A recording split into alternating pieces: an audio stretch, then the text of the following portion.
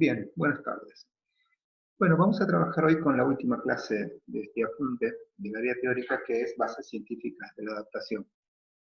No olviden que estamos estudiando cómo vamos a llegar desde la biología hacia la adaptación deportiva, que en realidad es la clase de hoy. El entrenamiento es un proceso biológico. Todo el que quiera entrenar a alguien tiene que entender que cada vez que está haciendo una clase el alumno, que cada vez que está el entrenador desarrollando una sesión, es un estímulo que lo que va a hacer es directamente influir sobre la biología del alumno. Las clases anteriores analizamos que esa biología justamente no nació para soportar grupos de sesiones, porque simplemente nació para el movimiento, pero que es un organismo adaptable. Es más, Madayer nos enseñó que la adaptación biológica se empieza a dar cuando el organismo ya no es capaz de responder a los estímulos con el potencial existente. En ese punto el organismo empieza un proceso bioquímico de adaptación. Lo que vamos a aprender ahora es que el entrenamiento deportivo ha creado herramientas, medidas en laboratorio, cotejando los rendimientos orgánicos que determinan la forma en la que se logra ese rendimiento. Cuando un alumno viene a entrenar con nosotros, viene para lograr rendimientos. No importa si son para sus actividades sociales, si son para actividades deportivas, si es salud, si lo único que quiere es sentirse bien, o alejarse de factores de riesgo para alejarse de la posibilidad o de la potencialidad de enfermedades, o porque quieren mejorar su estética. Pero siempre entrenan para lograr rendimientos. La ciencia del entrenamiento investiga y evidencia la forma del rendimiento. Y eso es lo que vamos a estudiar en esta clase. Vamos a empezar, cambiemos el pizarrón, esta es nuestra tercera clase, entonces, vamos a empezar a trabajar con la adaptación deportiva. ¿Quién nos va a enseñar lo que es la adaptación deportiva? O sea, ¿quién vamos a usar para definir la adaptación deportiva?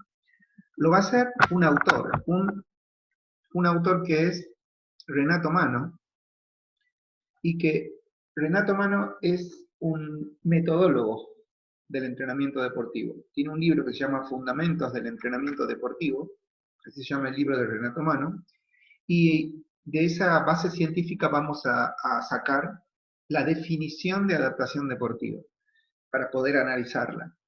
Renato Mano dice que la adaptación deportiva es una cualidad de los organismos vivos, y dice que primero la leo de su pizarrón, para después ir trabajando punto por punto. Dice que es una cualidad, esta palabra la vamos a explicar en un ratito, la palabra cualidad, que a través de el desarrollo corporal, las formas funcionales, el rendimiento, comportamiento y exigencias diversas, primera frase que vamos a explicar es esta, pueden estabilizar sus condiciones de existencia. Esta frase, estabilizar condiciones de existencia, tiene que ver con algo que ustedes ya han estudiado, que es la homeostasis. La homeostasis es ese estado de equilibrio en el que viven los organismos vivos, la homeostasis. Bien, la homeostasis es bioquímicamente la condición de existencia de la biología.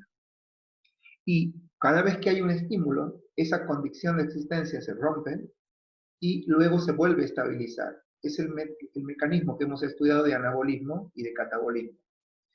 Cada vez que hay un estímulo, el organismo vivo tiene la capacidad de volver a estabilizar esa condición de existencia, o sea, ese nivel de homeostasis.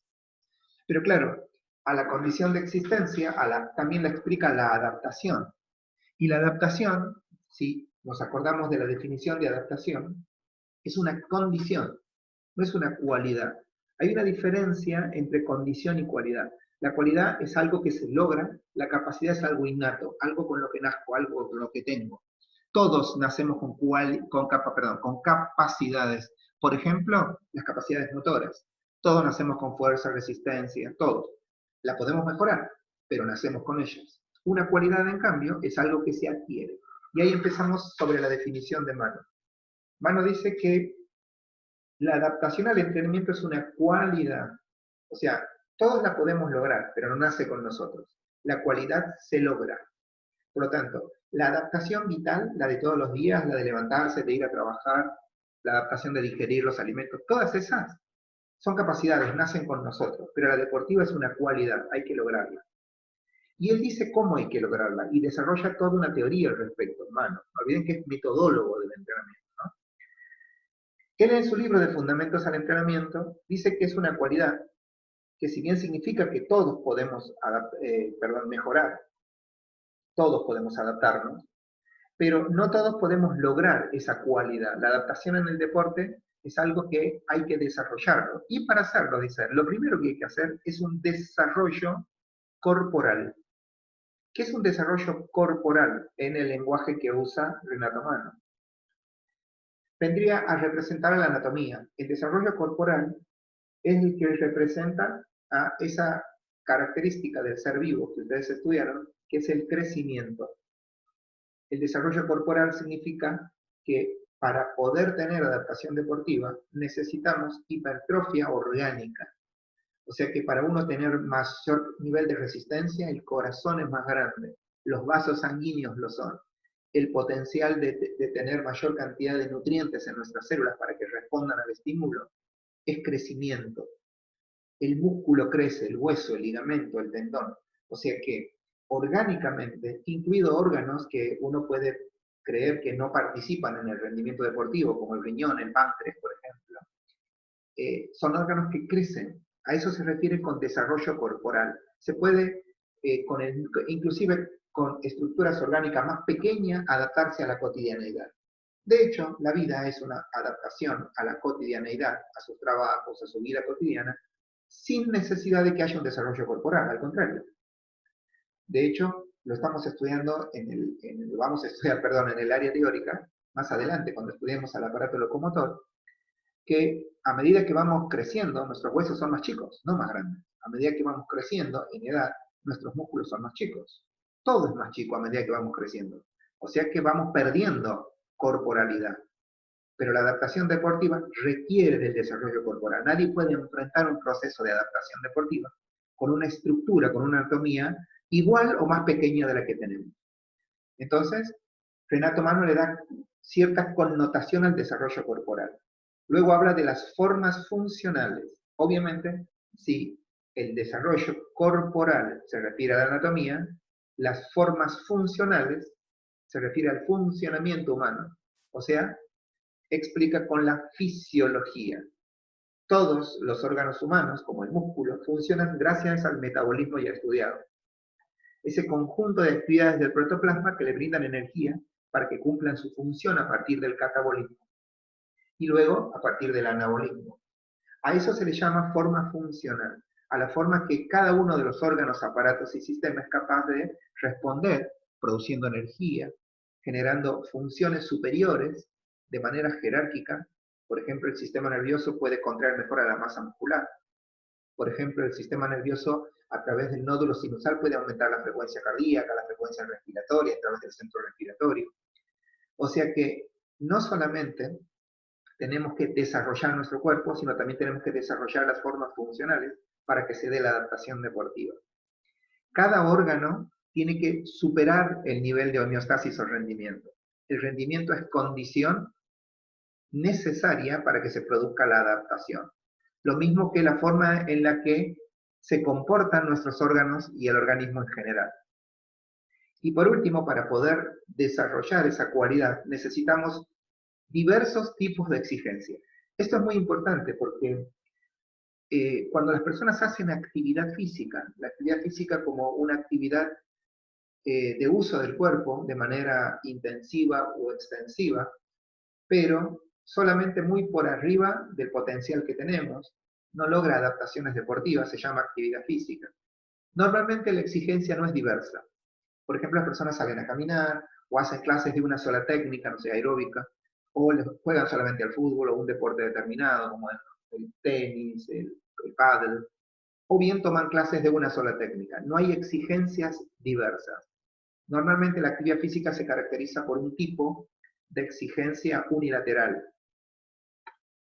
Las personas hacen actividad física normalmente con un solo medio.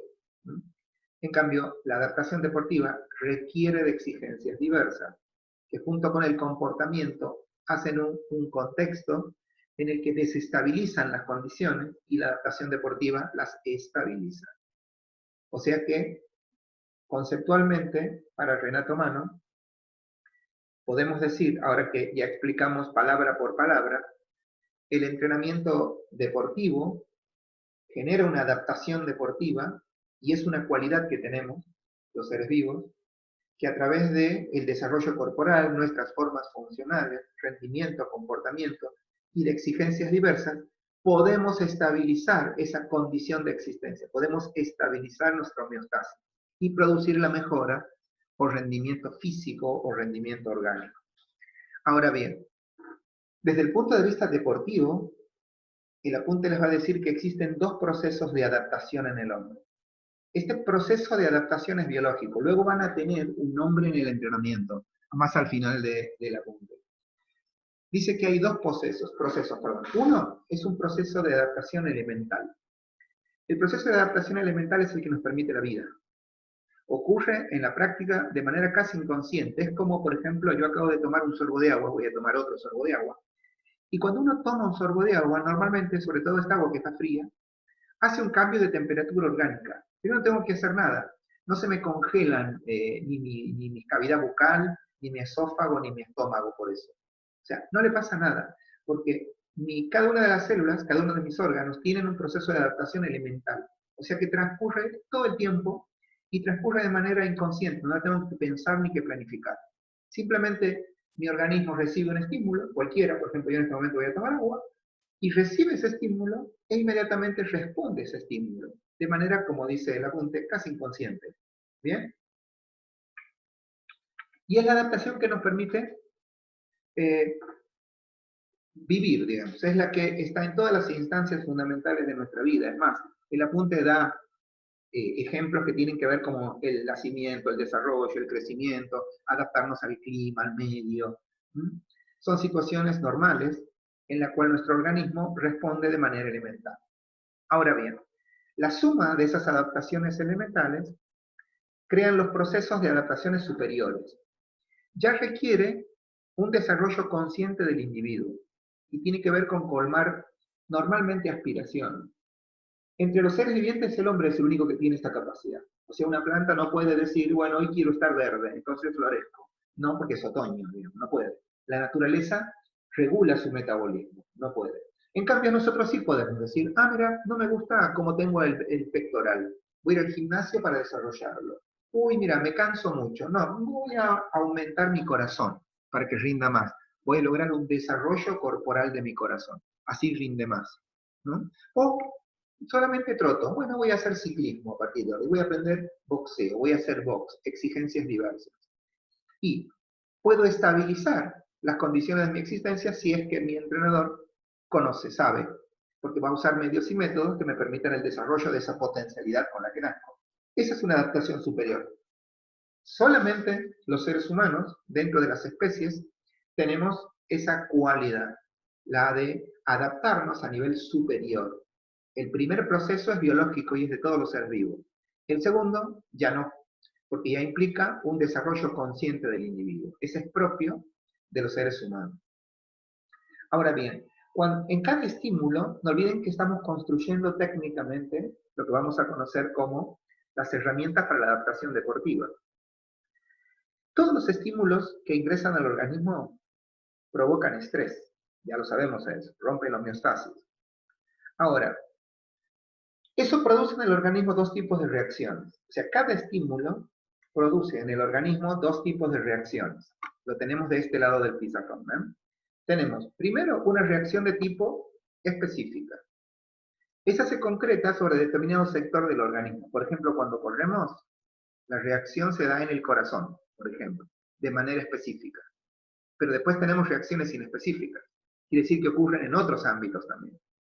Si sacamos al organismo del entrenamiento y lo ponemos, por ejemplo, en la alimentación, cuando ustedes comen, la reacción de tipo específico se da en el estómago. Primero en la boca, después en el estómago. ¿Bien? Pero no quiere decir que las otras partes del cuerpo no colaboren o que no les pase nada. También hay reacciones. Solo que a esas reacciones las llamamos reacciones inespecíficas. Esas reacciones inespecíficas se producen en todo el organismo, en su totalidad y de manera general. O sea, no tienen ningún tipo de diferenciación. Entonces, En este concepto analizamos dos cosas. Tenemos dos procesos de adaptación, uno es elemental y el otro es superior, y tenemos dos tipos de reacciones que tiene el organismo ante los estímulos, la específica y las inespecíficas. No olviden que luego vamos a ir trabajando con cada una de ellas, pero más específicamente en el entrenamiento. En la década del 80, el entrenamiento había llegado a puntos de rendimiento en el que no se podía perforar la barrera. La escuela rusa de entrenamiento en ese momento empieza a trabajar con centros bioquímicos. O sea que los alemanes, en la década del 70, o sea, antes que cayera el muro, tenían investigaciones hechas sobre bioquímica humana que había mejorado el rendimiento de los atletas. Esas investigaciones nunca fueron homologadas, o sea, nunca fueron compartidas por los alemanes con la ciencia conocida hacia el momento. En la década del 70, los químicos toman una investigación de un epidemiólogo, que es Hans Selye, que había trabajado sobre el estrés. La escuela rusa de entrenamiento se daba cuenta que los estímulos de entrenamiento, como todo estímulo biológico, provocaba estrés. El tema era que no podían explicar el estrés desde la bioquímica humana. O sea, cómo se luchaba contra el estrés, se podía decir. Encontraron investigaciones de antes de la Primera Guerra Mundial y post Primera Guerra Mundial de este autor que es Hans Selye. Hans Selye evidenció en su síndrome general de adaptación qué ocurre al organismo ante la respuesta del estrés. De hecho, en su síndrome él plantea ese concepto. Él dice, el estrés es la forma de respuesta que tiene el organismo a cualquier estímulo. Y esto lo agregó a la teoría del entrenamiento, también al entrenamiento.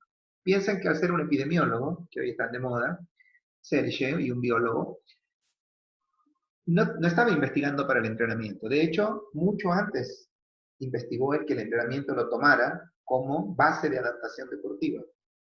El gráfico de los componentes del síndrome de Selye ha sido explicado por la teoría del entrenamiento recién en la década del 80, y es algo que data de 1912 en adelante, el estudio de Selye del estrés.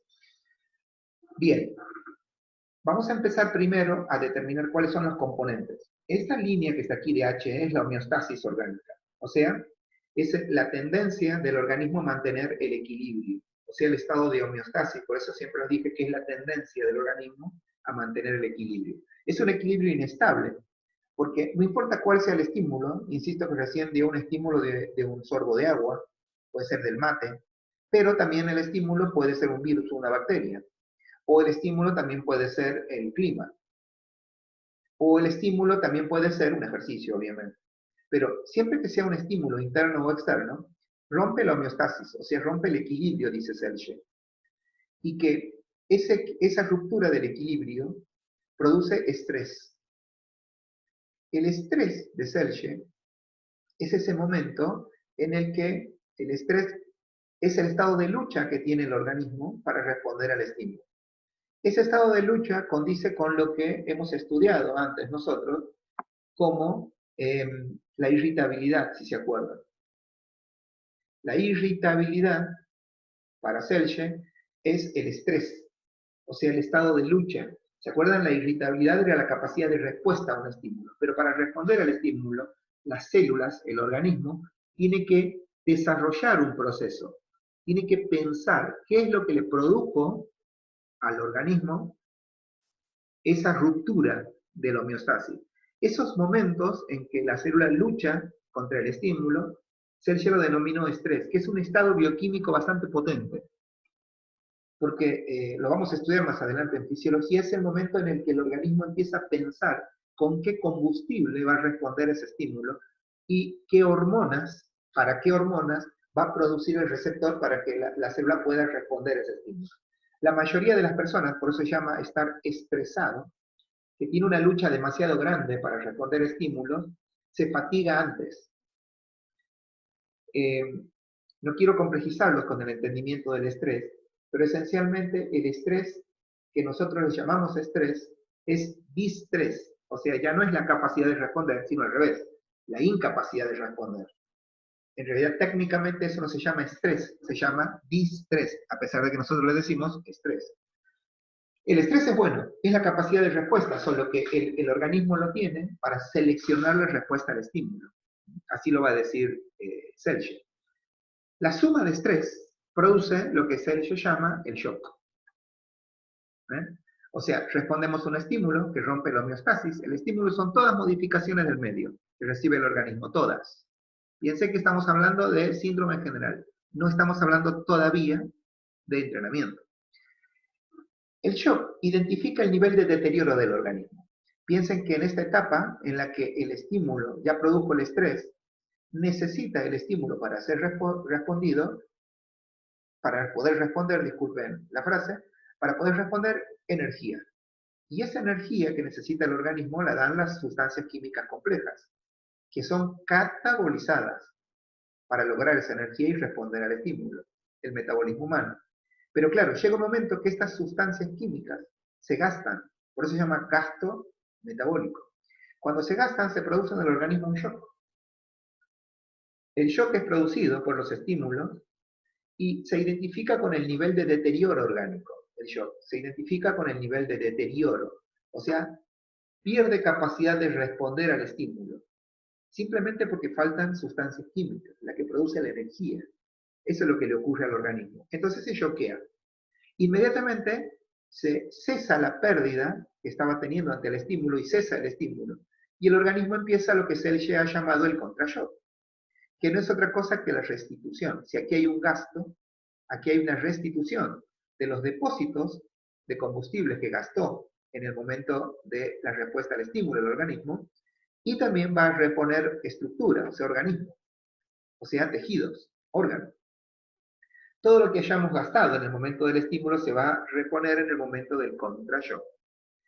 Y Selye evidenció en laboratorio que luego de que nos recuperamos, o sea que el contrashock llega al mismo nivel de homeostasis previo al ejercicio, luego el mismo organismo se encarga de una restitución ampliada.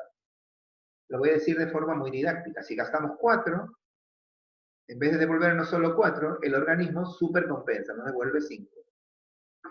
Esto va a crear algo que vamos a ver al final de la clase. Esta evidencia de Selye hizo que mejoraran mucho los procesos de entrenamiento después de la década del 70. Mucho. ¿Por qué? Porque Selye evidenció algo que era antes desconocido para la ciencia del entrenamiento. Y es, ¿qué es lo que recuperamos? Antes los estímulos de entrenamiento no tenían las características que tienen los estímulos de hoy. Por ejemplo, en la década del 40, un corredor de larga distancia solo corría. El corredor creía que era perder el tiempo, por ejemplo, ir al gimnasio o hacer deportes, que siempre debía correr, que si entrenaba mucho la carrera, mejoraba la carrera. Sin quererlo, porque insisto que no lo investigó Selye para esto, cuando la biología determina la especificidad de los estímulos, o sea que el organismo siempre responde de dos maneras, en este pizarrón, es verdad que correr me da una reacción específica, pero también me está dando reacciones inespecíficas. Significa que cuando corro, yo mejoro mi resistencia, pero también estoy usando la coordinación, también estoy usando la flexibilidad, también estoy usando la fuerza, que por carácter transitivo, y como somos un sistema, de ahí la teoría celular, y de ahí el organismo como sistema, digamos, la falta de entrenamiento de la fuerza y el exceso de entrenamiento de la resistencia va a hacer que yo supercompense una sola área de la biología, pero no todas. Y como somos un sistema, si yo mejoro demasiado la resistencia y poco la fuerza, cuando la fuerza requiera, cuando la resistencia requiera que la fuerza ayude, la fuerza no va a poder. Entonces, por más que tenga un corazón muy desarrollado, cuando necesite saltar, la carrera es una sucesión de saltos, mis piernas van a perder esa potencialidad cuando tienen fuerza. Después de Selye, la ciencia del entrenamiento se explica perfectamente que solamente mejora aquello que se desgasta bioquímicamente. Y eso determina uno de las características que tiene la sesión moderna de entrenamiento. Componentes del síndrome general de adaptación, la forma que Selye investigó en el que el organismo responde con estrés hacia el shock, el contrashock, la supercompensación y la mejora. Síndrome general de adaptación. Una vez que analizamos lo que le pasa al organismo cada vez que recibe un estímulo, O sea que responde con un síndrome, que es el síndrome general, con un conjunto de síntomas.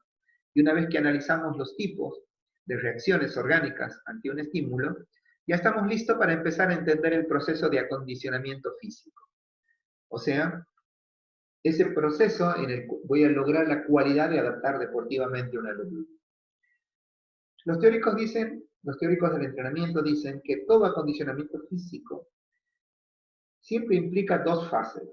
O sea que no se da con una sola fase. Este concepto, tan despreciado por los que no estudian entrenamiento, digo esto porque inclusive convencemos a los alumnos de un concepto, de un precepto bien ignorante, y es que la regeneración o restitución que se da en el organismo, que nosotros le llamamos recuperación, no es necesaria en algunas etapas del entrenamiento. Eso es desconocer casi completamente la teoría de Selye. La supercompensación no se da inmediatamente de las cargas, no es el resultado inmediato de una carga. El resultado inmediato de una carga es el contrashock, la restitución, y después viene la supercompensación.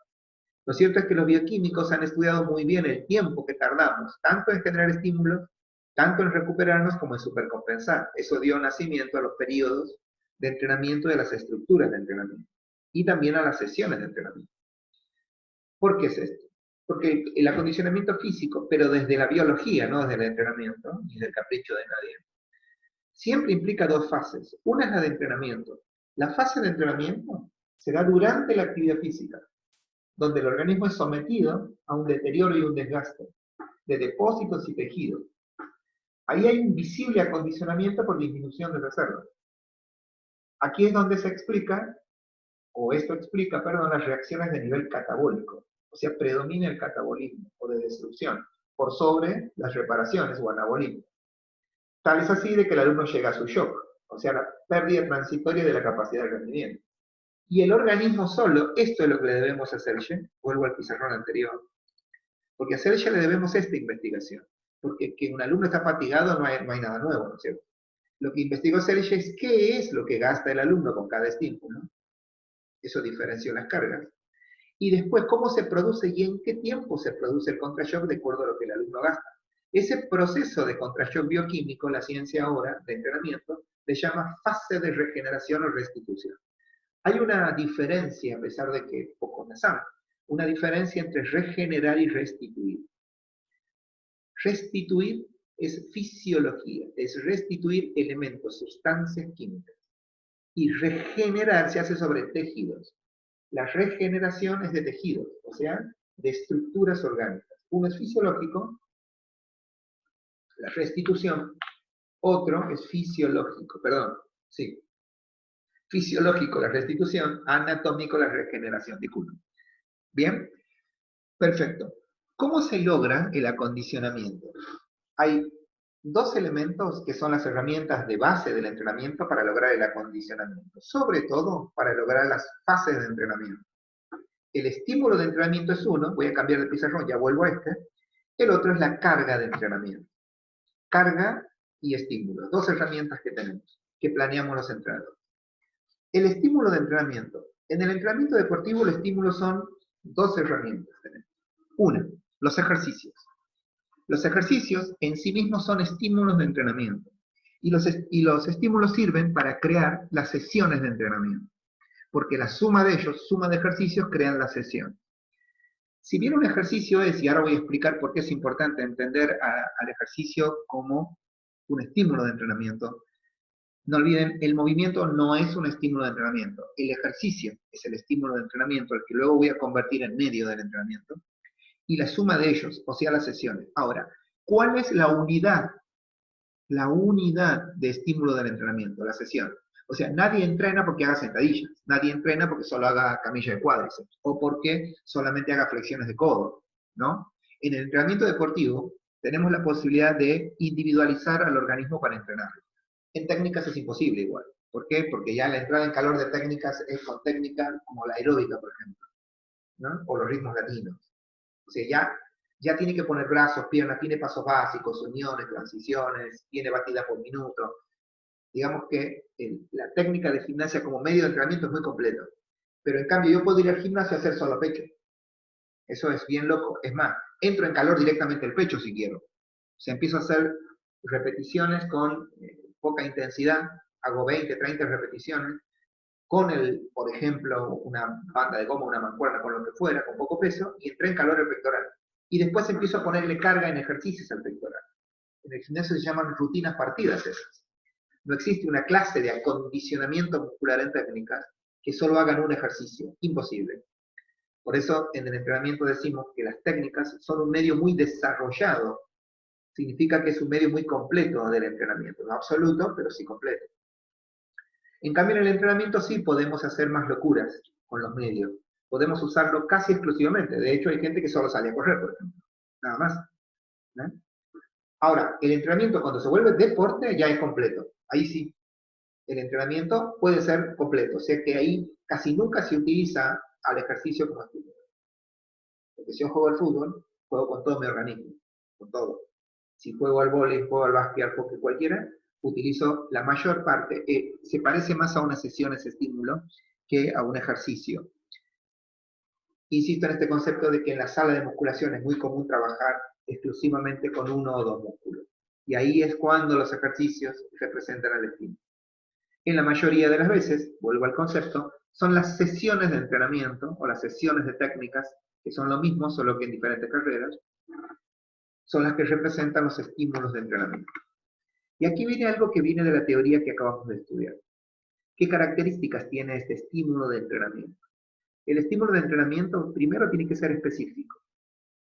O sea, está determinado por sus características, sus reacciones.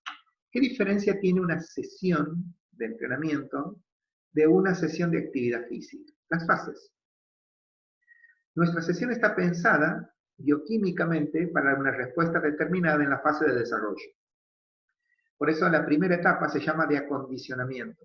Tanto los calentamientos generales en el entrenamiento como los calentamientos específicos o las fases de entrada en calor de las técnicas de gimnasia, en los dos casos, son una fase que acondiciona al cuerpo para lograr el desarrollo, o sea, lo que mi alumno va a entrenar ese día. En el entrenamiento deportivo, de las 4 capacidades condicionales y de las 7 coordinativas, normalmente las capacidades a las que más tiempo le dedicamos por una cuestión de preponderancia orgánica, o sea, representan un porcentaje muy alto de mi organismo, sobre todo del organismo que tiene que lograr lo que, ¿se acuerdan, no? Manos llamaba el desarrollo corporal. Piensen que cuando yo doy ejemplo de desarrollo corporal, digo músculo, hueso, ligamento, tendón. ¿Con qué se entrena eso? Con fuerza. Cuando doy más ejemplos, digo corazón, pulmón, vasos sanguíneos, metabolismo, depósitos de nutrientes. ¿Y eso con qué se entrena? Con resistencia. Si ustedes suman los elementos anatómicos y fisiológicos de esas dos capacidades, son más del 85% del organismo humano. ¿Qué representa la coordinativa? Representa un área solamente del encéfalo, del cerebro, que es donde se alojan los programas motores. Cómo aprendemos los movimientos y cómo los ejecutamos. Pero cuando los ejecutamos, ya es músculo, de nuevo, y extremidades, y anatomía. ¿Ven? Por eso es que las fases de desarrollo, tanto en el entrenamiento como en las fases cardio y acondicionamiento, son lo que más tiempo duran en una sesión. Los calentamientos generales y las recuperaciones facilitadas representan menos del 30% del tiempo total de una sesión. Por eso es que las fases de desarrollo normalmente, los entrenadores cuando planificamos el desarrollo, planificamos más la fuerza y la resistencia, excepto los instructores entrenadores, que tienen una fase exclusiva para la resistencia, fase cardio, y una exclusiva para la fuerza, fase de acondicionamiento. ¿Eh? Los entrenadores somos los que en la fase de desarrollo deportivo tenemos que diferenciar una u otra o ambas. Pueden ser sesiones duales. Ahora, tiene que ser específico. Uno no puede dedicarle la misma cantidad de tiempo a una sesión de entrenamiento a todas las capacidades motoras. Cada parte de una sesión de entrenamiento representa una capacidad motora. En el calentamiento general utilizamos la movilidad articular, por ejemplo, la movilidad de las articulaciones y una tarea aeróbica. O sea, representamos a la flexibilidad y a la resistencia. En cualquiera de los calentamientos. También pasa lo mismo en la fase de entrada en calor de las técnicas de gimnasia. En el calentamiento específico, la especificidad se da sobre las capacidades de coordinación. y la de velocidad. O sea, preparamos a las fibras rápidas y entramos en calor al sistema nervioso para que tenga la capacidad de responder rápidamente, ya sea a los cambios motores, coordinativas, o a la velocidad de ejecución, velocidad. Ambos forman parte, solo que en entrenamiento lo hacemos separado en el entrenamiento deportivo. Usamos conos, usamos diferentes tipos de ritmo en la coordinación. En cambio, la técnica tiene la ventaja que tiene la música, tiene los pasos básicos y tiene los brazos.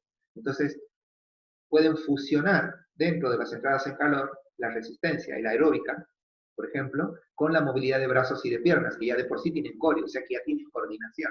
Los entrenadores la tenemos que crear. Pero lo cierto es que en los calentamientos, ambos utilizamos la flexibilidad, la resistencia, la coordinación y la reacción. En la fase de desarrollo, lo dije, la fuerza y o la resistencia, ambas, o una de cada una de ellas. Y en la recuperación facilitada utilizamos otra faceta de la flexibilidad. En el calentamiento general utilizamos la movilidad articular. En cambio aquí ya los estiramientos. Son dos momentos distintos, técnicas ya lo va a estar estudiando dentro de poco, entrenamiento más adelante, del desarrollo de la flexibilidad, la movilidad articular y la elongación, una de las partes de la flexibilización. Bien, se darán cuenta que todas las sesiones de entrenamiento, todas, responden en diferentes momentos a todas las capacidades motores. Pero cuando armo una sesión, la sesión tiene que ser específica. O sea, le tengo que dedicar más tiempo a una de ellas. Si esta sesión fuera de fuerza, entonces aquí en la fase de desarrollo de la sesión de entrenamiento, si la sesión dura 1 hora, 30, 40, 45 minutos será de fuerza. Y eso le va a dar la especificidad al estímulo de entrenamiento. Será un entrenamiento específico para la fuerza. Aquí, en cambio, si quiero en técnicas hacer que predomine la fuerza, entonces en la fase de acondicionamiento será la que dure 30 a 40 minutos. La fase cardio la voy a fusionar con la de entrenamiento y haré 10 a 15 minutos cardio. Y después estiramiento. Y la sesión de entrenamiento tendrá la especificidad de la fuerza. ¿Bien? Ahora, eso me lleva a la otra característica, que es que los estímulos de entrenamiento no pueden ser ni genéricos ni poco diferenciados. ¿Qué significa que no es genérico? No puedo entrenar todo a la vez. Esta es otra de las características que tiene el entrenamiento. Una de ellas, no olviden, es la especificidad. La vamos a especificar ahí. Y otra es, no puede ser genérico ni poco diferenciado. No puede ser genérico ni poco diferenciado. Durante mucho tiempo, antes de que Selye nos evidenciara la importancia de biológica para que un alumno supercompense, mejore, que hay que darle tiempo a lo que gasto para que la biología lo restituya y supercompense. Hay que darles tiempo, ya sé que lo haga de manera parcial o de manera absoluta. De manera parcial es la pausa entre series de trabajo. Y de manera total es cuando me voy a mi casa a comer y a dormir, como él mismo me va a decir. Sergio, cuando me explica el síndrome general de adaptación, habla de la recuperación, o sea, del contrashock. Que él dice que es opuesto y simultáneo al shock, dice Sergio, pizarrón anterior. Él dice, es opuesto y simultáneo al shock. O sea que cada vez que estoy estimulando hay un shock contra shock, siempre. Solo que hay un momento, dice él, que ya no puedo volver a hacer un shock. Entonces va a empezar a predominar el contrashock, ¿no? Que es la restitución de tejidos. Y en ese momento, en el contrashock, pero en el apunte, no en mi pizarrón, les va a decir que se jerarquiza fundamentalmente durante la noche, o con el sueño. Dormir una siesta también es muy reparadora. Y está favorecido por la alimentación. Claro, porque para restituirnos bioquímicamente necesitamos los nutrientes, micros y macros. ¿Y dónde vienen? En la sangre. Necesitamos hormona, oxígeno y agua. Y todo eso viene en la sangre. ¿Bien? Perfecto. Sigamos con el estímulo de entrenamiento. Sergio evidenció que los estímulos no pueden ser genéricos. O sea que yo no puedo entrenar muchas cosas a la vez. Siempre tengo que elegir, la sesión de entrenamiento va a ser siempre específica. Durante mucho tiempo en el entrenamiento se creía que, por ejemplo, en las técnicas que hay técnicas completas. De hecho, aún existe entrenadores o personas, médicos sobre todo, que dicen la natación es un entrenamiento completo. Técnicamente es contradictoria la frase, porque la palabra entrenamiento implica proceso biológico y pedagógico. Al ser biológico ya necesita la fase de regeneración o restitución. Lean el apunte después y lean mi pizarrón. Desde el punto de vista biológico, el proceso de acondicionamiento implica dos fases. En la natación, según el tipo de estilo que esté nadando y de acuerdo a la fisiología que esté usando, es un entrenamiento unidireccional, o sea, no es completo. No lo es tampoco los fierros para la fuerza, no es la aeróbica para la resistencia, la carrera para... No hay entrenamiento completo. Se lo debemos a Hans Selye, la evidencia. No hay entrenamientos genéricos. Y tampoco pueden ser pocos diferenciados. Durante mucho tiempo también, y hoy lo van a escuchar, a los corredores decir, yo me voy a correr en cuestas, o sea, en subidas, o subo las escaleras de las gradas del club y estoy haciendo fuerza-resistencia. No. Está haciendo resistencia, solo que un tipo de resistencia, que es la resistencia anaeróbica de alta intensidad, pero no está haciendo fuerza. Está usando, pero no usando, pero no entrenando. Otra vez, vuelvo al pizarrón, se lo debemos hacer. Solo lo que choqueo, contra choqueo y supercompenso. Por lo tanto, característica del estímulo moderna del entrenamiento no puede ser ni genérico ni poco diferenciado. Cuando armen sesiones, ya sean técnicas o en entrenamiento, necesitan que esas sesiones sean específicas, característica del estímulo de entrenamiento. Otro concepto, el estímulo de entrenamiento se diferencia mucho de un estímulo de, por ejemplo, actividad física, por un concepto muy desarrollado, y es que tiene componentes. Cuando viene un amigo y me dice, fui a entrenar, mira, ¿qué hiciste? Fui a la plaza a correr. ¿Cuánto? ¿Cuánto? Y no sé, la verdad, no llevé, me olvidé de tomarme el tiempo, pero calculá que fueron 50 minutos más o menos. Ahora, ¿con qué intensidad? ¿Sabes en qué frecuencia estaba tu corazón? No, la verdad que no. Y lo mismo que hiciste hoy, ¿cuántas veces lo vas a hacer? No sé. No sé cuántas veces. ¿Y tuviste pausa? Sí, ¿cuánto? No sé. O sea, ese estímulo que él hizo fue de actividad física, pero no fue de entrenamiento. Lo que caracteriza un estímulo de entrenamiento son sus componentes. El entrenador sabe perfectamente cuánto va a durar la sesión. La duración es el tiempo total de la sesión. Por ejemplo, vamos a suponer que a esta sesión yo aquí le di, voy a suponer 15 minutos. 15 minutos, ¿sí? A la sesión. Bien. Ahora le doy a este estímulo, que es el calentamiento específico, 10 minutos, por ejemplo. 10 minutos. Buenísimo. Ahora, le voy a dar a la fase de fuerza, porque yo quería que sea de fuerza mi sesión, 30 minutos. Perfecto, le doy 30 minutos. Y le voy a dar la recuperación facilitada, 5 minutos. Bien, entonces le doy 5 minutos. Perfecto. ¿Cuál es la duración de mi sesión? Serían 15, 25, 30, 60. La duración de mi sesión son 60 minutos. Ahí la sesión se convierte en el estímulo de entrenamiento. Y su duración son 60 minutos en esta sesión que dibujé aquí. ¿Ven? Ahora, para determinar el volumen ya es el tiempo que dura cada estímulo.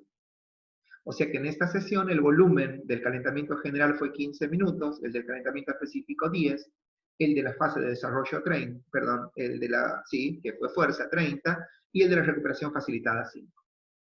¿Ven? O sea que el volumen es el tiempo que dura cada fase de la sesión o estímulo. El tiempo de duración del estímulo. La duración es el tiempo de toda la sesión. La intensidad, no lo voy a escribir porque sería engorroso desarmar y armar el pizarrón, pero la intensidad es, cuando uno trabaja, por ejemplo, la resistencia que está aquí, lo puedo calcular de dos maneras. Una de ellas es muy fácil y la conocemos todas, la frecuencia cardíaca.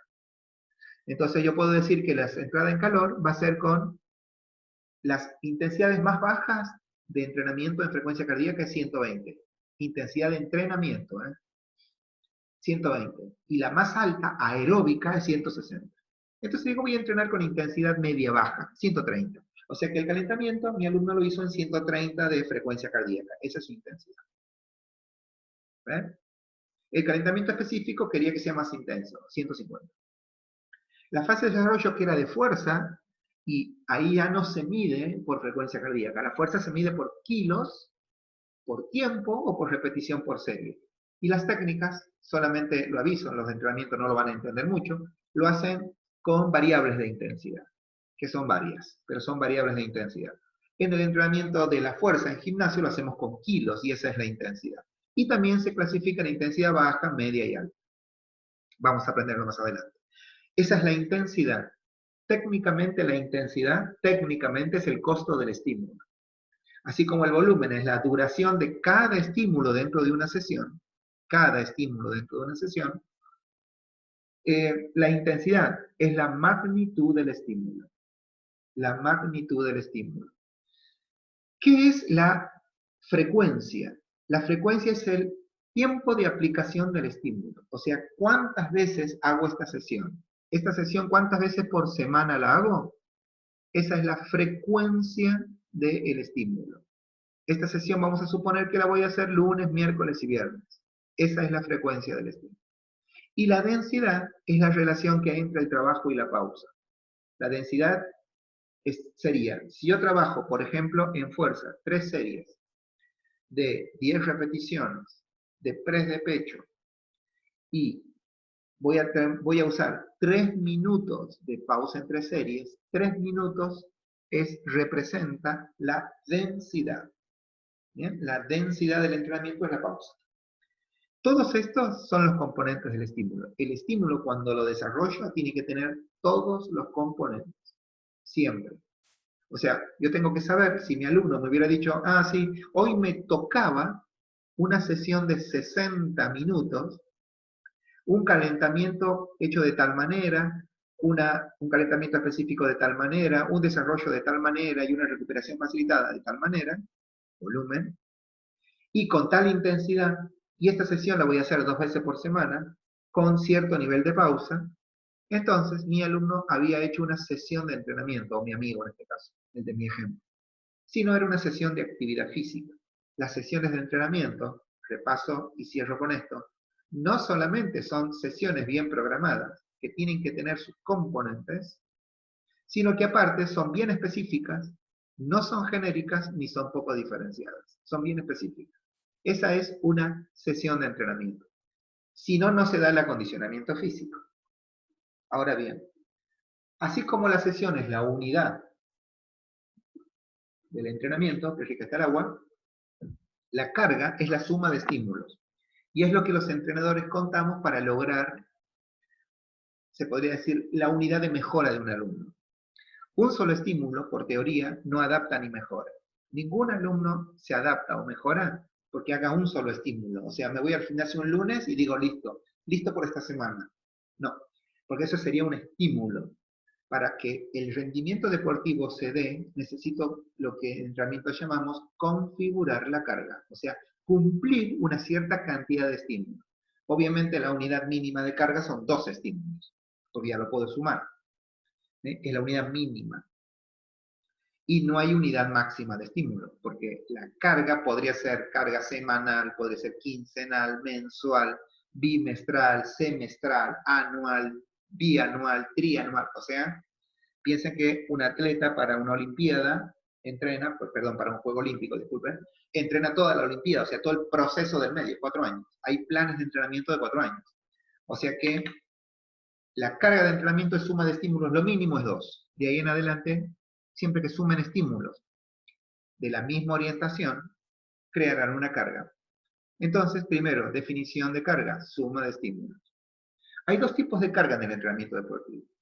Las que representan la que da el entrenador, o sea, las sesiones de entrenamiento. Esa es la carga externa. Y la carga interna corresponde al nivel de desgaste que sufre el alumno como consecuencia de la carga externa. O sea que la sesión de los entrenadores es la carga externa. Y la carga interna es cómo repercute eso en el organismo del alumno. Fíjense ustedes, cuando uno estudia entrenamiento sabe que lo importante es la carga interna. Porque yo no hago estímulos para mostrarle a mi alumno qué tanto sé de entrenamiento, carga externa. De hecho, la carga externa se podría copiar de cualquier compañero, amigo de internet. O sea, una sesión la puedo copiar de cualquier lugar. No puedo copiar la carga interna. El estímulo, la suma de estímulos, lo único que hace es producir un shock. Pero nadie entrena para cansarse, todos entrenan para supercompensar. Y la mejora de un alumno depende de la capacidad de recuperarse, no depende del estímulo. Depende de la capacidad de recuperarse. Excepto en el atleta de alto rendimiento que trabaja de entrenar. Si no fuera por ellos, los entrenadores sociales, o sea, los que nuestros alumnos no viven del entrenamiento, necesitamos planear el entrenamiento pensando en el alumno. Por eso es que no tienen que copiar estímulos de otros, porque él se podría recuperar y supercompensar, pero, como bien dice la teoría, Seliger dice que la supercompensación se profundiza de noche y gracias a la alimentación. Y las personas no se alimentan y duermen exactamente igual.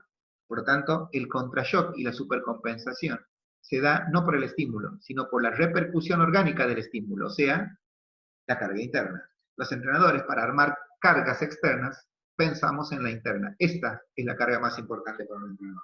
Pensar en el alumno que tiene para armar la carga externa, o sea, las sesiones para cada alumno. Ahora bien, las cargas se subdividen según su efecto. O sea que la carga externa produce efectos en el organismo. Bueno, de acuerdo al efecto que produzca en el organismo de cada alumno, pueden ser cargas suficientes o estimuladoras. Son esas cargas que sumando todos los estímulos, son un estímulo efectivo para lograr el objetivo del alumno o del pedido. Fíjense que yo recién hice una sesión, en mi ejemplo, y les dije que lo que quería era hacer predominar la fase de acondicionamiento muscular. ¿No es cierto? Les dije eso. Bien. Ahora vamos a suponer que yo me equivoque en el estímulo.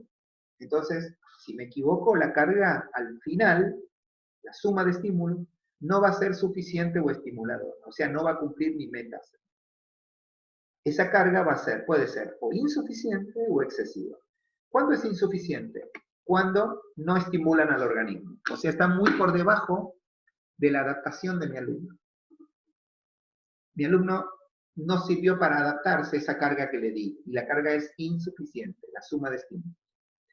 Y la suma de estímulos podría ser excesiva. Son las que exceden el objetivo perseguido y que pueden dañar la estructura orgánica.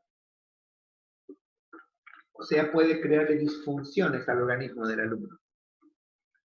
Entonces, por eso es que nosotros pensamos en el alumno, pensamos en la carga interna, en cómo repercute. Porque el efecto sobre el organismo hace que la carga, si no es suficiente o estimuladora, que es la que busca el entrenador, puede llegar a ser insuficiente o excesiva. No cabe ninguna duda que si me dan a elegir entre una y otra, prefiero la insuficiente que la excesiva. De hecho, la mayoría de los alumnos que va a hacer clases grupales, a menos que sea un instructor o una instructora formado que pueda crear un plan de clases para un grupo, la mayoría de las clases sueltas que tomamos, por ejemplo, digo, bueno, ahora me voy a una clase de boxeo, o me voy a una clase de boxeo en el club, o me voy a una clase de CrossFit, y somos 10. Lo más posible es que la carga que haya pensado el entrenador para un grupo de 10, 12 personas, ni se imaginan un gran team, que son 20 o 30, la carga puede ser suficiente para algunos, para otros va a ser insuficiente y para muchos va a ser excesivo.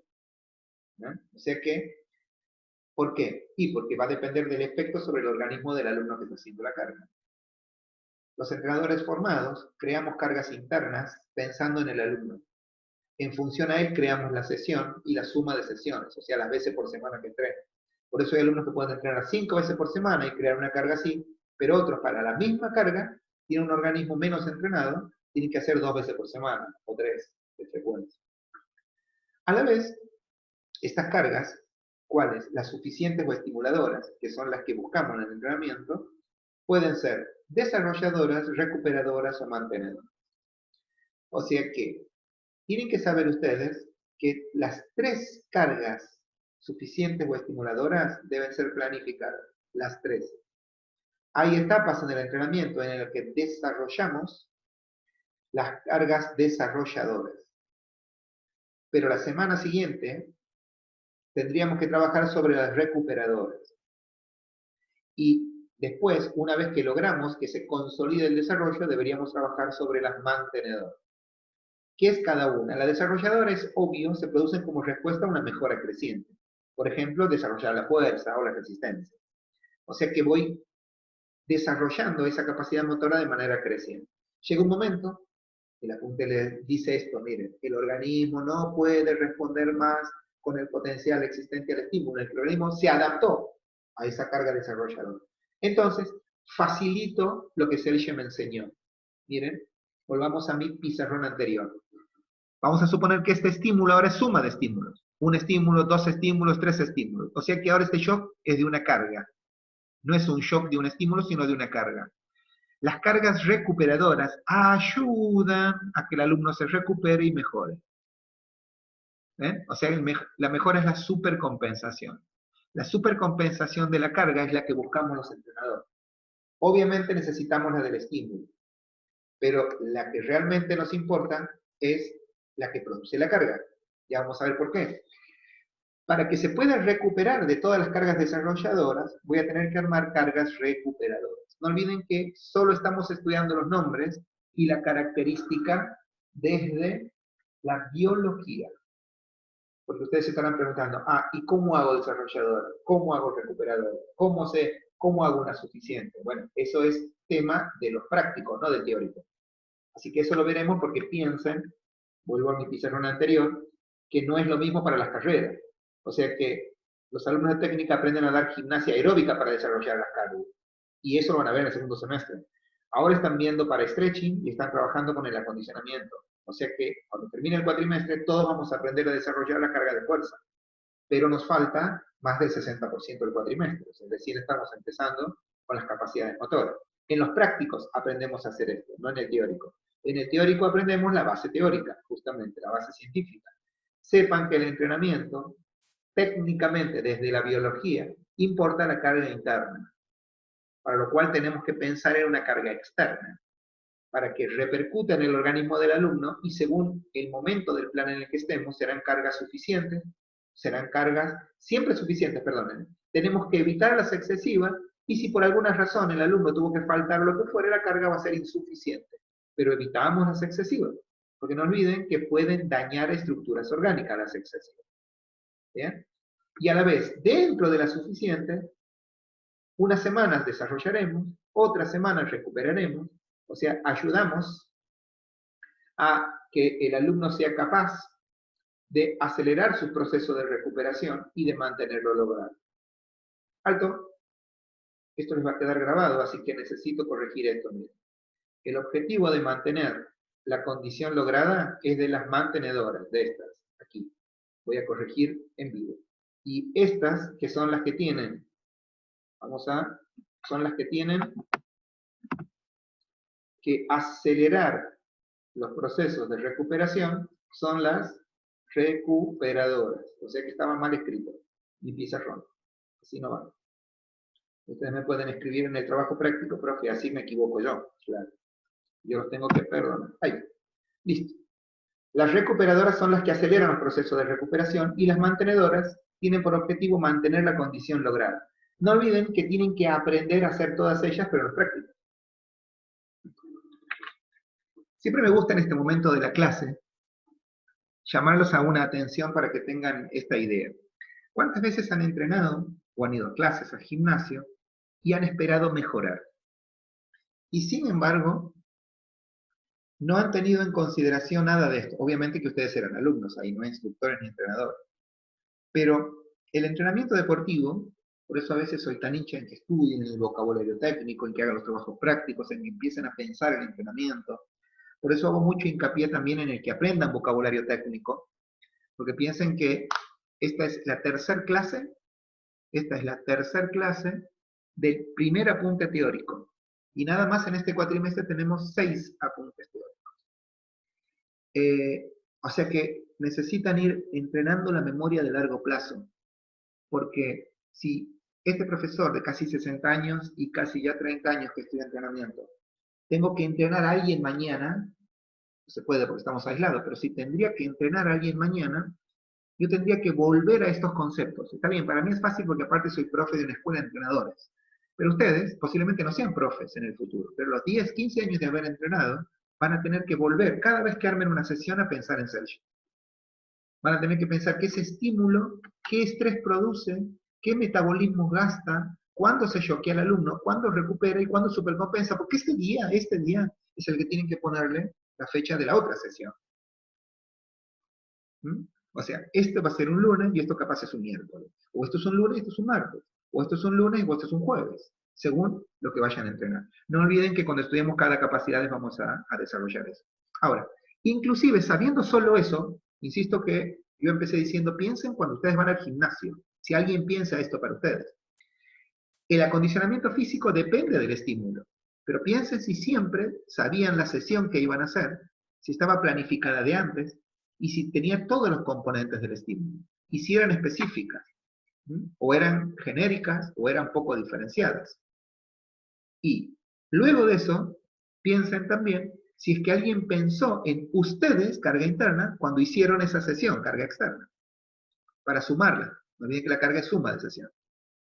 Y luego, si fue interna, piensen si fue suficiente, insuficiente o excesiva. Y luego, si fue suficiente, piensen en qué etapa estaban.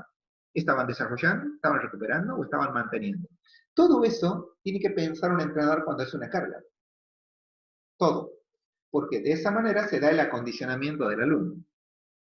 Fíjense en este pizarrón que las organicé para que más o menos tengan una idea de lo que es una carga y su orientación. ¿A qué se le llama en entrenamiento orientación de la carga? La carga se crea con suma de estímulos. Vamos a suponer que esta sesión de entrenamiento de 10 minutos de trote, 130 de frecuencia cardíaca, 5 minutos de multisaltos y 150 de frecuencia cardíaca. La recuperación facilitada vamos a suponer que sea igual que esta. No la escribí. Hoy estoy con pizarrones incompletos, como se darán cuenta. La voy a escribir en vivo ahora. Vamos a suponer que tenga 5 minutos así de estiramientos. Y esta sesión mi alumno la va a hacer lunes, la va a hacer miércoles y la va a hacer viernes. Ahí, ¿qué hice con la sesión? La convertí en una carga de entrenamiento. Lunes, miércoles y viernes. ¿eh? Estímulo, estímulo, estímulo, sesión. Esta carga tiene la misma orientación. Significa que estoy trabajando con, aparentemente, la fase de desarrollo es de resistencia. Es de resistencia. Estoy desarrollando la resistencia, un tipo de resistencia. Estoy usando el trote o la carrera como medio. Mi alumno está haciendo 3 series, 5 repeticiones, de 5 minutos de trote, 150 de frecuencia cardíaca, y aquí le vamos a poner algo que no le pusimos, que es la densidad, 2 minutos de pausa. ¿Eh? O sea que cada vez que mi alumno corra, va a ir a la plaza, o al parque, o a donde haga o una pista, y va a correr 3 series de 5 repeticiones, 2 minutos de pausa, y la intensidad con la que va a correr va a ser 150 de frecuencia cardíaca. O sea, la intensidad es media alta. Para entrar en calor hice un trote de 130, calentamiento, ¿se acuerdan? Multisaltos y coordinativas hizo, coordinativos, multisaltos coordinativos, les pongo algo en el piso para que él tenga que multisaltar, y lo hago que lo haga de manera coordinativa, con colores. ¿Bien? Lo mismo, eso es porque es una carga de entrenamiento. ¿Qué orientación tiene esta carga? La resistencia. O sea, los estímulos están pensados para desarrollar específicamente la resistencia. O sea que esta sesión no es ni genérica ni poco diferenciada. Esta sesión es específica. La sesión de técnicas también la armé a la misma carga, obviamente, lunes, miércoles y viernes, solo que de calentamiento van a ser 15 minutos de aeróbica, 140 batidas. La fase cardio va a durar 30 minutos, van a ser aerobox, que es una técnica aeróbica también, 160. Fíjense la diferencia que les decía. Nosotros tenemos que hacer un trote en entrenamiento deportivo, pero como trotar no es multilateral, digamos que nos faltan tareas de coordinación y nos faltan tareas de reacción, entonces tengo que hacer multisaltos y coordinativos. En cambio, la aeróbica ya tiene todo incluido, el paso básico ya es coordinativo de por sí. Tienen que hacer uniones, transiciones, ¿bien? Tienen que poner brazos, a veces tienen que coordinar tren inferior con tren superior. El aerobox es una técnica de un poco más de intensidad, 160 batidas le van a poner, o sea que es más intenso, se ve que esta sesión también es predominantemente de resistencia, ¿no? Y aquí tienen 15 minutos de acondicionamiento muscular con intensidad media, se ve que no es lo que va a predominar en la sesión, y 5 minutos de estiramiento. Aquí se configura la orientación de la carga para la resistencia en ambos ejemplos, en las dos carreras. Y aquí está para qué vamos a usar lo que aprendimos cuando trabajamos en la biología de la adaptación deportiva. Al principio, ¿se acuerdan que había dos procesos de adaptación? Un elemental y uno superior, que tenían que ver con que uno era natural en el hombre y el otro se daba porque yo lo buscaba. Fíjense ustedes ya saben cuál es mi adaptación aquí específica, la resistencia, es la orientación de la carga. Ahora, en el entrenamiento hay dos tipos de adaptación. Una es la adaptación inmediata o rápida. La inmediata o rápida se asemeja a la elemental. Se da por el solo hecho de que entrené. O sea que yo entrené el día lunes y el día lunes el estímulo fue este en entrenamiento y fue este en técnica. Ese día lo estresé a mi alumno, ese día hice un gasto metabólico predominantemente de resistencia, pero es un gasto general. Tuvo reacciones específicas en la resistencia, pero también inespecíficas porque entrené todas las capacidades motoras. Ese estímulo lo choqueó a mi alumno. Significa que se va a su casa y no podría volver a hacer el mismo estímulo. Se choqueó. No podría hacer el mismo estímulo. Va a ir a su casa, vamos a suponer que este estímulo fue el lunes, entonces yo ya sé que va a supercompensar el día miércoles. El lunes hizo el estímulo, ¿por qué? Porque todo esto, no olviden que nos falta, insisto, 80% creo de la carrera, para estudiar todo esto. Cuando termino de estudiar, ya sé cuándo recupera y cuándo supercompensa. Porque me lo enseña cada metodólogo de cada capacidad motora. Entonces, de este estímulo, mi alumno se va a recuperar el día miércoles. Cuando venga a entrenar el miércoles, tiene que estar súper compensado. Lo voy a volver a choquear. ¿Y cómo habrá respondido mi alumno este día? Con una adaptación inmediata o rápida. Él se adapta aquí, responde al estímulo, y luego se adapta y después supercompensa. Vuelvo a hacerlo. ¿Qué hubiera pasado si mi alumno ese día no viene a la clase el día miércoles? Empieza a perder la supercompensación. Y antes del jueves a la mañana ya la perdió casi totalmente y vuelve a los miostasis. Entonces, vamos a suponer que mi alumno no falta, viene. Entonces lo entreno, hasta que lo vuelvo a choquear. Lo choqueo y viene el viernes y recupera y supercompensa. De la recuperación depende la supercompensación. Por eso es que en el entrenamiento entrevistamos al alumno y en técnicas tienen sus fichas las alumnas o los alumnos. ¿Por qué? Porque tengo que saber bien de mi alumno sus hábitos de descanso y alimentario fundamentalmente. Porque eso es lo que permite la carga interna que va a permitir planear las cargas externas. La repercusión orgánica. Bien, por lo visto este alumno estimulaba el miércoles, choqueaba, se recuperaba jueves, viernes a la mañana, volvía a supercompensar y yo lo volví a entrenar. Si lo que planeé es una carga semanal, bien, mi alumno tuvo una sucesión de adaptaciones rápidas. Se adaptó el lunes, se adaptó el miércoles, se adaptó el viernes. Las adaptaciones rápidas se dan inmediatamente después de cada sesión y producen una adaptación a ese estímulo según el tipo de estímulo después de las 12 horas. 12, 24, 48, hasta 72 horas puede ser, según el estímulo. Allí, la supercompensación, esa adaptación se empieza a perder hasta volver al nivel de homeostasis, si es que no se vuelve a estimular. Por eso es que en teoría un solo estímulo no adapta ni mejora un alumno. Necesitamos configurar una carga. Por eso es que aquí hice 3 estímulos, y el mismo estímulo si se dan cuenta. Si lo que yo buscaba era un desarrollo específico de la resistencia en ambos, algunas cosas podría modificar del calentamiento general, del especial y de la fase de desarrollo, pero no debería modificar el trote en 150 de frecuencia, el trote en 150, para que degrade las mismas sustancias químicas, para que restituya lo mismo y para que supercompense lo mismo, y eso determinaría la orientación de la carga. ¿Bien? Perfecto. Ahora, pregunta, ¿cuándo se daría la crónica o a largo plazo? La palabra lo dice, ¿ven? A largo plazo. Las adaptaciones de largo plazo son las estables. El apunte les va a decir que, primero, que es la adaptación que busca el entrenador. O sea, de mucho no nos sirve la rápida. No nos sirve. La que importa es la de largo plazo.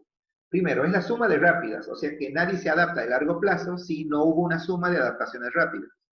La primera semana mi alumno toma una adaptación rápida, inmediata, de corto plazo, en la primera semana. Pero si la semana que viene no entrena, vuelve a su nivel de homeostasis.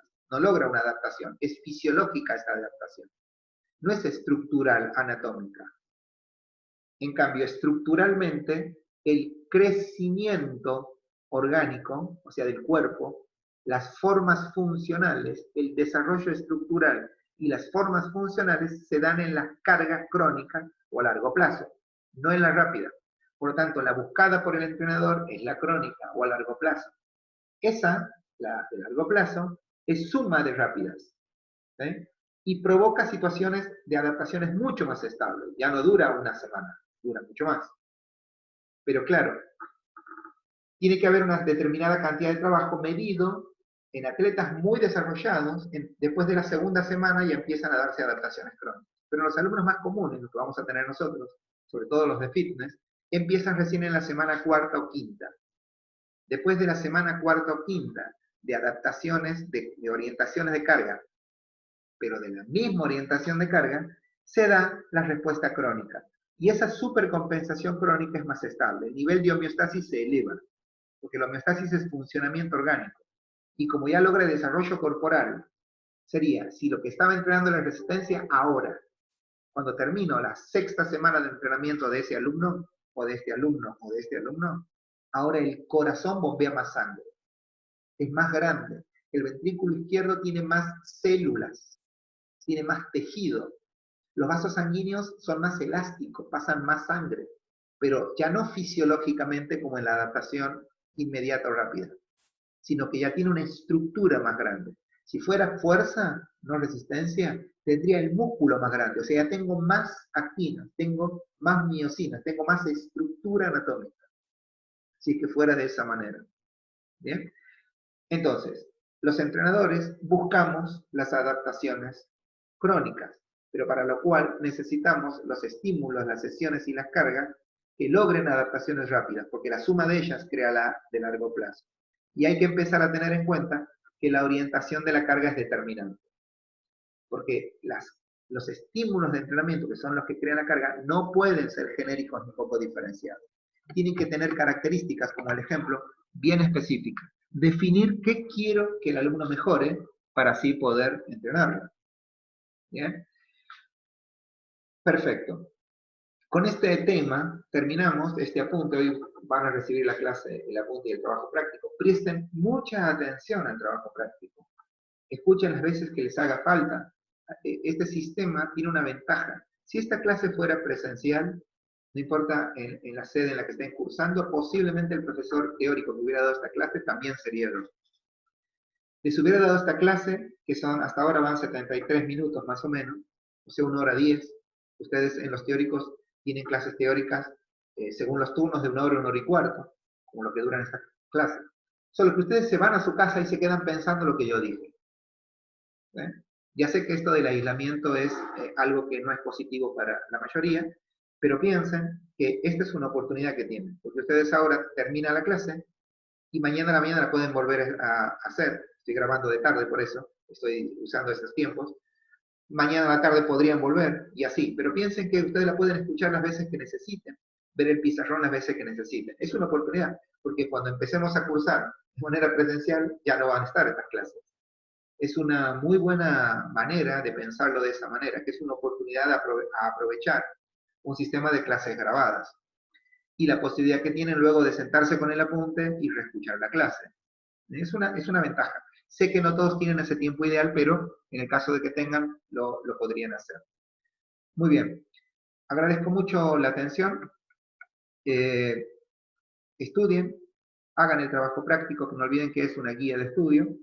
Nos encontramos en la próxima clase y muchas gracias por la atención.